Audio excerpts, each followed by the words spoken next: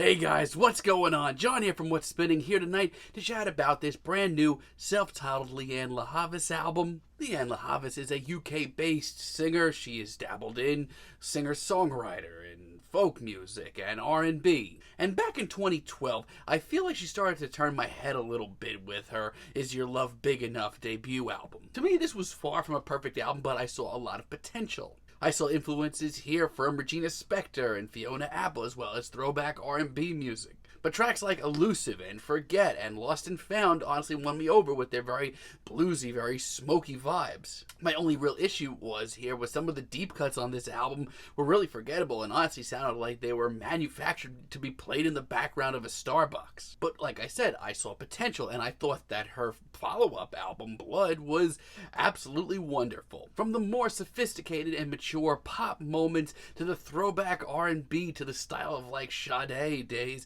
this album was pretty complete sounding. Not only that, but it was so well written. I thought Lianne's vocals were incredible, really. Now, so far, I've been very impressed by the singles leading up to this album. Very excited to chat about this thing. Let's do it. This album starts off with Bittersweet. And let me say, this is one of the classiest, most well-written, and just enjoyable R&B tracks I've heard in a long time. It is so smooth. Lianne has come such a long way in honing her craft. It is this unbelievably moving track about rebirth and moving on that is just so powerful. And her vocals, which have always been very impressive, have reached a new high, and it is pretty staggering. As far as a true blue R&B tune goes, this is about as classy as you're going to get right now. Honestly, this album overall, God, Lianne really nailed it. Read My Mind, on the other hand, is a little bit more neo-soul influence. I love the very subtle funk here. It's just enough to give this track a little bit of an extra oomph. Because let me tell you, at the end of the day, this track and a lot of this album is all about Lianne, and she has become quite the star. It's groovy, and it is unbelievably soulful. Not only that, but tracks like this just make me feel good inside. This track is just about these wonderful magic feelings that you get when you're falling in love with someone for the first time,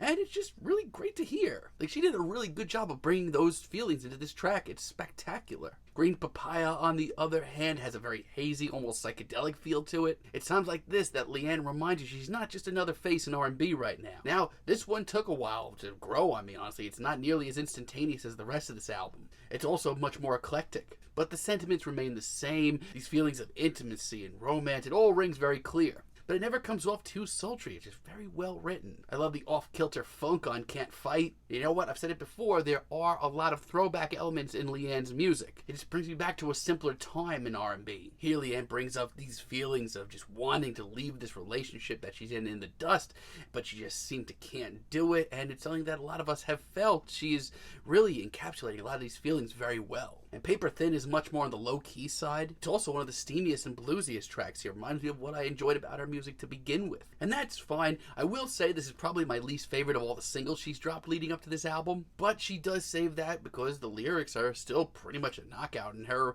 performance is genuinely really cool. I will say this, though, as a warning, it's not as catchy or as engaging as a lot of the other tracks here. Now, I will say this, I do have a few very slight issues, but overall, this album is an absolute knockout. I mean, I don't want to talk too much about the Out of Your Mind interlude, but honestly, I think it breaks up the album not in that good of a way either. It's light on the ears and pleasant, I guess, from a distance, but it just sounds like something that was left over from another track here. And to me, Courage is the only real flop here. To me, it does have some potential, but it's also the most scatterbrained track here. And it's a shame because I do like the hazier, psychedelic tone to it. But her performance here is so lackluster, so lazy. Not only that, but this track doesn't progress nearly as well as the rest of this album. This one's not for me, folks. However, the rest of the album is pretty flawless. I think that Lianne takes a lot of big risks, but gets big rewards.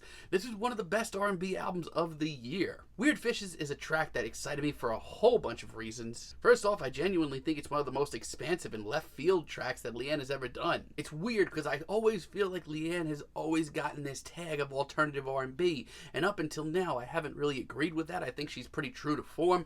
However, when I hear a track like this, I certainly get it. This is unbelievably visual, lush, just a genuinely progressive R&B tune. This isn't just a step out of her comfort zone, it's a damn leap. And her vocals, towards the end, are easily some of the best here. This track excites the hell out of me for the future. Please Don't Make Me Cry is just so friggin' smooth. I mean, we are talking about a generation, and it's time right now where the R&B tag is a little stale at times, and not a lot of people are really pushing the boundaries of what it can do. And then we have Lianne La Havas here going back, bringing back its roots, and really giving it a great modern sound. I think this is great. This is also the most deeply personal tracks here, genuinely emotional. But she continues to really present herself very maturely and writes this track very well. It's pretty awesome. And personally, 7 Times is one of my favorite deep cuts here. This track really breaks up the album. It's got a little bit more of an organic sound to it. The result is seriously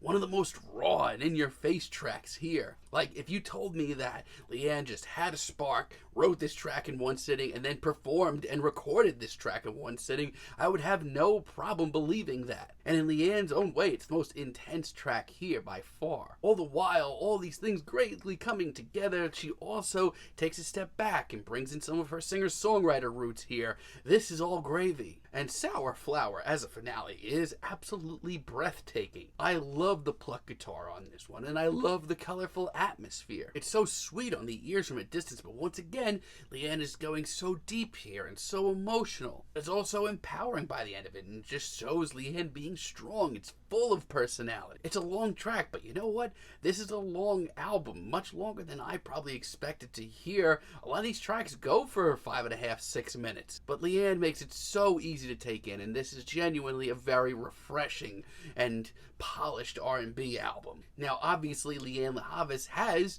matured with each release, but I honestly think she completely knocked it out of the park on this album. As a matter of fact, I'd go as far as to say, as far as a true blue, true to form R&B album, this is one of the best I've heard in a while. I mean, sure, she teases us here with some serious progression, like on tracks like Weird Fishes, and you know what? It doesn't progress maybe as much as I genuinely hope deep down, but still, Lianne La Havas with this self-titled album has given R&B, modern R&B, throwback R&B, true blue R&B, a very fresh new face. This is one of the best albums in this genre I've heard in a while. I'm feeling a decent 8 on this album, but let me know what you guys think down below. If you like the video, be sure to give us a like, give us a subscribe, and let me know down below what you would like for me to chat about in the future. And until next time, have a great day, guys.